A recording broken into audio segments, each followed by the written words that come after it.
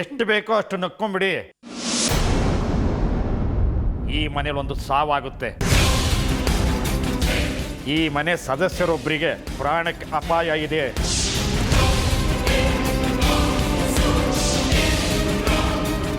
ಬಾಯಿ ಮಾತಲ್ಲಿ ಹೇಳಿದ್ರೆ ಜನ ಯಾರು ಕೇಳಲ್ಲ.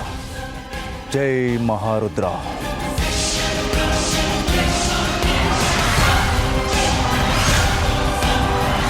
ಯಾರು ಏನೇ ಹೇಳಿ, ಆದರೆ ಒಂದಂತೂ ಸತ್ಯ, ಈ ಮನೆಗೆ ಹಾವಿಂದ ಸಮಸ್ಯೆ ಇದೆ.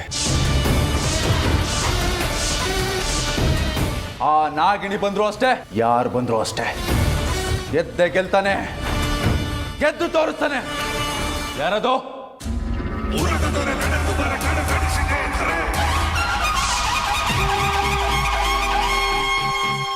ಏ ಮೂರ್ಖ, ನಾನೇ ನಾಗಿಣಿ ಅನ್ನೋ ಸತ್ಯ ಗೊತ್ತಿಲ್ಲದೆ ಏನೋ ಸಾಧನೆ ಮಾಡೋದಕ್ಕೆ ಹೊರಟಿದ್ದೀನಿ ಅಂತ ಬೀಗ್ತಾ ಇದೆಯಾ ಅಲ್ವಾ?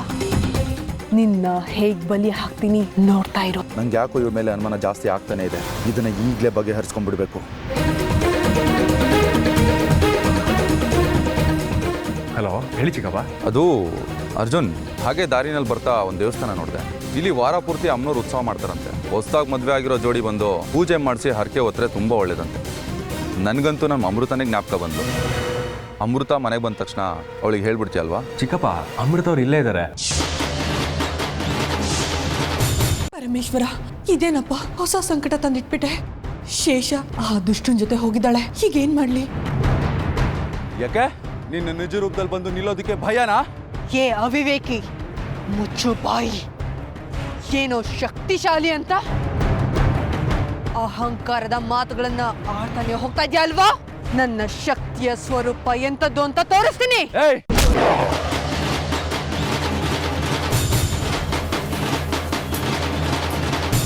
ಅಜ್ಜಿ, ಸಿದ್ದಯ್ಯ ಹೇಳಿದ ಮಾತು ನಿಜ ಆಗುತ್ತಾ?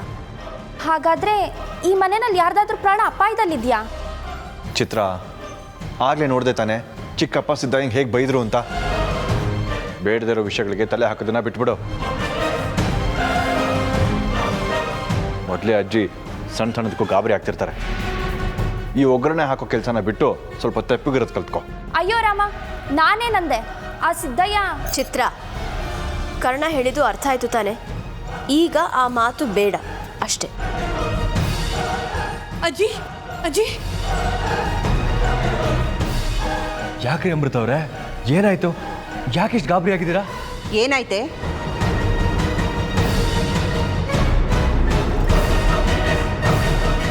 ಅಜ್ಜಿ, ರುದ್ರಮವ್ವ ಇಲ್ಲಿ. ಅವನಾಗ್ಲೇ ಏನೋ ಕೆಲಸ ಇದೆ ಅಂತ ಹೊರಗಡೆ ಹೋದ. ಯಾಕೆ? ಏನೀಗ? ಅಜ್ಜಿ, ಅವರೆಲ್ಲೇ ಇದ್ರು ಸರಿ, ಬೇಗ ಬರೋದಕ್ಕೆ ಹೇಳಿ. ಈಗಲೇ ಮನೆಗೆ ಬರೋದಕ್ಕೆ ಹೇಳಿ.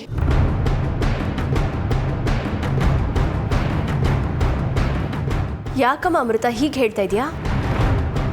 ಏನಾಯ್ತು ಅಂತ ಸರಿಯಾಗಿ ಹೇಳು. ಅತ್ತೆ, ಮಾವ ಯಾವುದೋ ಅಪಾಯದಲ್ಲಿದ್ದಾರೆ ಅಂತ ಅನ್ನಿಸ್ತಾ ಇದೆ.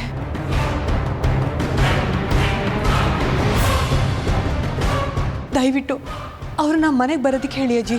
ಅಮೃತ, ಬಾಯಿ ಬಂದಾಗೆಲ್ಲ ಮಾತಾಡಬೇಡ ನೀನು. ಅವನೇ ಕಪಾಯಿಗೆ ಸಿಕ್ಕಾಕೊಳ್ತಾನೆ. ಅಷ್ಟಕ್ಕೂ ಇದೆಲ್ಲ ನಿನ್ಗೆ ಹೇಗೆ ಗೊತ್ತಾಯ್ತು?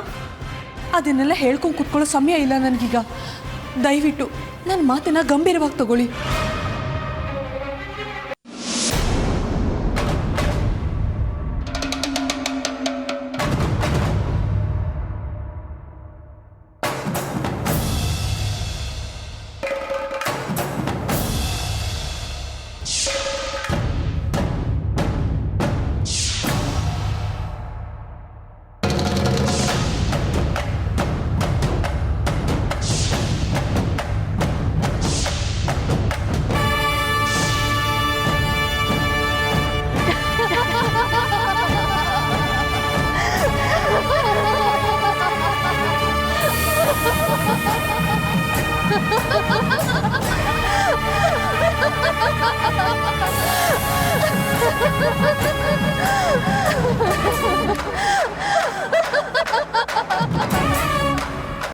ಪಾಪ ಅಮೃತ ಅವರು ಆಗ್ಲಿಂದ ಎಷ್ಟೊಂದು ಸಂಕಟ ಪಡ್ತಾ ಇದ್ದಾರೆ.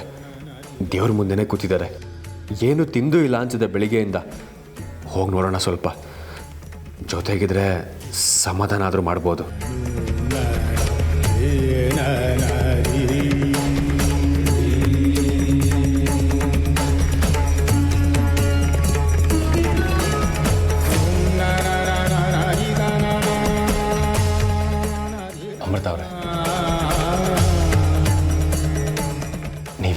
ಕೆಡಿಸ್ಕೊಬೇಡಿ.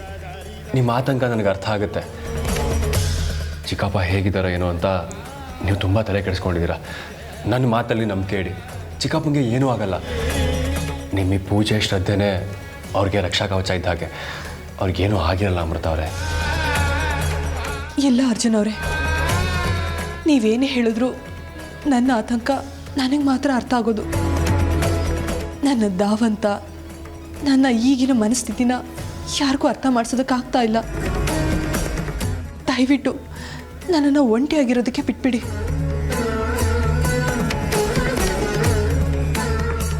ಇದರಲ್ಲೇ ಗೊತ್ತಾಗುತ್ತೆ ಅಮೃತ ಅವರೇ, ನೀವು ನಮ್ಮ ಮನೆಯವ್ರ ಮೇಲೆ ಎಷ್ಟು ಪ್ರೀತಿ ಅಭಿಮಾನ ಇಟ್ಟಿದ್ದೀರಾ ಅಂತ.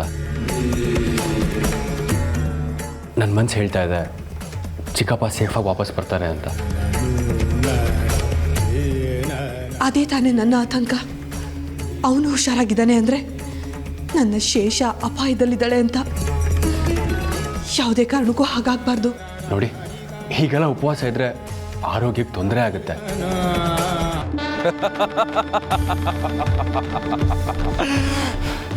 ಈಗೇನಂತೀಯ ನಾಗಿಣಿ? ಈ ರುದ್ರನ ಎದುರು ಹಾಕೊಂಡಿದ್ದ ಪರಿಣಾಮ ಏನಾಯ್ತು ಗೊತ್ತ ತಾನೇ? ಹೇ ಪಾಪಿ, ಈ ಗೆಲುವು ಶಾಶ್ವತ ಅಂತ ಅನ್ಕೋಬೇಡವೋ. ಇದು ಕ್ಷಣಿಕ ಮಾತ್ರ.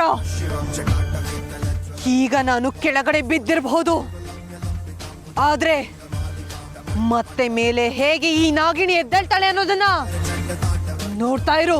ಅದೇನೋ ಅಂತಾರಲ್ಲ, ಬಿದ್ರು ಮೀಸೆ ಮಣ್ಣಾಗಿಲ್ಲ ಅಂತ. ಹಾಗಾಯ್ತು ನಿನ್ ಕತೆ. ಇಷ್ಟೆಲ್ಲ ಬರ್ಸ್ತಿಯಲ್ಲ, ಅದೇನೋ ಪರಶಿವನನ್ನ ಗಳಿಯಾಗೊಂದ್ಸಲಿ ಬೇಡ್ಕೊತಿಯಲ್ಲ. ಎಲ್ಲಿದ್ದಾನೆ ಆ ನಿನ್ ಪರಮೇಶ್ವರ? ಕರಿ ಅವನನ್ನ.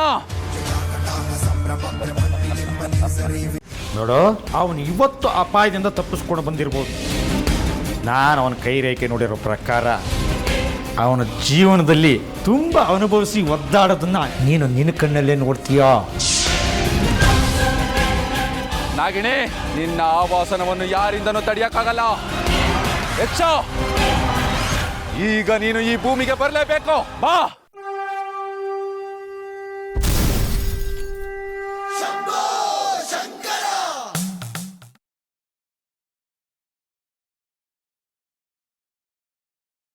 ನಿನಗೆ ಯಾವತ್ತೇ ಯಾವುದೇ ಪ್ರಶ್ನೆ ಹುಟ್ಟಿದ್ರೂ ಅದಕ್ಕೆ ನಾನು ಉತ್ತರ ಕೊಡ್ತೀನಿ. ಈಗ ಬಾ, ಮನೆಗೆ ಹೋಗೋಣ.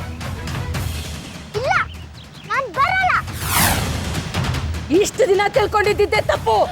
ಈಗ ನೀನೇನು ಅಂತ ನನಗೆ ಸರಿಯಾಗಿ ಅರ್ಥ ಆಗಿದೆ.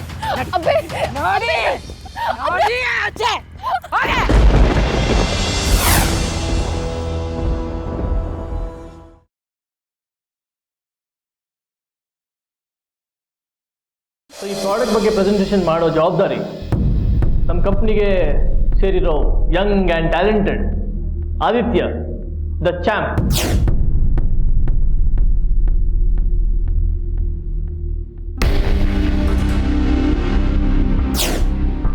ಏನಾಯ್ತು ಚಾಂಪ್? ಸರ್, ಪ್ರೆಸೆಂಟೇಷನ್ ರೆಡಿ ಇತ್ತು. ಫೋಲ್ಡರ್ ಸಿಗ್ತಲ್ಲ ಸರ್? ನಿಮ್ಮ ಮೇಲೆ ತುಂಬ ವಿಶ್ವಾಸ ಇಟ್ಟು ಈ ಜವಾಬ್ದಾರಿ ಕೊಟ್ಟಿದ್ದೆ, ನೀವು ಪ್ರೆಸೆಂಟೇಷನ್ ಮಾಡ್ತೀರಾ ಅಂತ. ಈಗ ಈ ಪ್ರೆಸೆಂಟೇಷನ್ ನಮ್ಮ ಮುಂದೆ ಎಕ್ಸಿಕ್ಯೂಟ್ ಮಾಡೋ ರಿಲಯಬಲ್ ಪರ್ಸನ್ ಅಂದರೆ ಮಿಸ್ ಶನಾಯ.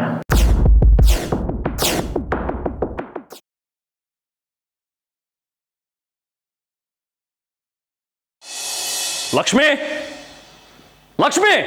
ಬಂದೆ. ಏನು? ಅಪ್ಪಂದ ಫೋನು? ಹೌದು, ಅಪ್ಪಂದೇನೆ.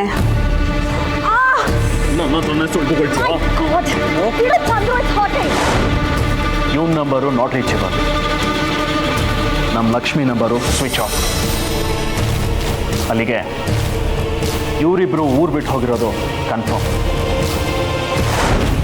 ಲಕ್ಷ್ಮಿ ಅವ್ರ ಫೋನು ಚಾನೆಲ್ ಸ್ವಿಚ್ ಆನ್ ಆಗಿತ್ತಂತೆ.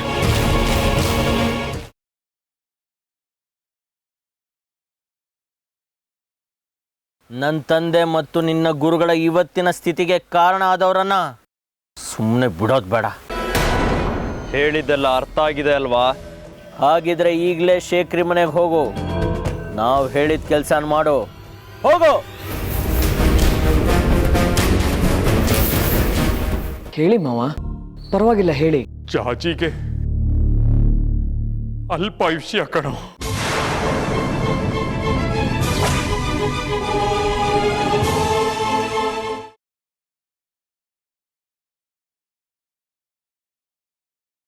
ನಿಂತ್ಕೊಳ್ಳೋಣಮ್ಮ. ನೀ ಇವಾಗೇನಾದ್ರೂ ಹೋದ್ರೆ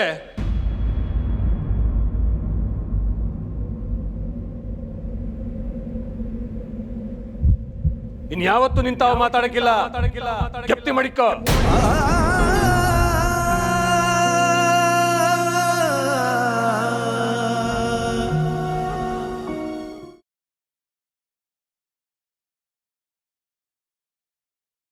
ನಾ ಹೇಳ್ತೀನಿ ನೋಡವ್ವ, ಸೊಸೆ ಇಲ್ಲಿ ತನ ಬಂದು ಕರೆಯುತ್ತನ ನೀನು ಅಲ್ಲಿಗೆ ಹೋಗೋದು ಬೇಡ.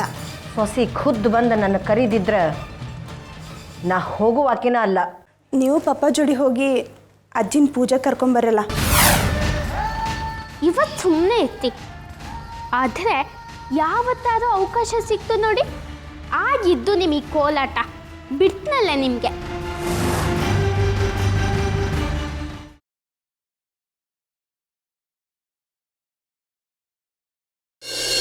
ಪಿಂಕಿ, ನಿನ್ನೆ ಜ್ಞಾಪಿಸ್ಕೊತಾ ಇದ್ದೆ ಕಣೆ. 100 ವರ್ಷ ಆಯ್ತು ನಿಂಗೆ. 100 ವರ್ಷನೂ ಇಲ್ಲೇ ಇದ್ದು ಅನುಭವಿಸ್ಲಿ ಅಂತನಾ? ಯಾಕೆ ಪಿಂಕಿ, ಏನಾಯ್ತು? ಹೇಗಾದ್ರೂ ಮಾಡಿ ನನ್ನ ಲಕ್ಕಿನ ಮದ್ವೆ ಆಗ್ತಿದ್ದೆ, ನೀವೇ ತಪ್ಪಿಸಿದ್ದು. ನೀನ್ ಲಕ್ಕಿನ ಮದುವೆ ಮಾಡ್ಕೊಂಡಿದ್ದಿದ್ರೆ ಹೇಗಿರ್ತಿದ್ದೆ ಹೇಳು?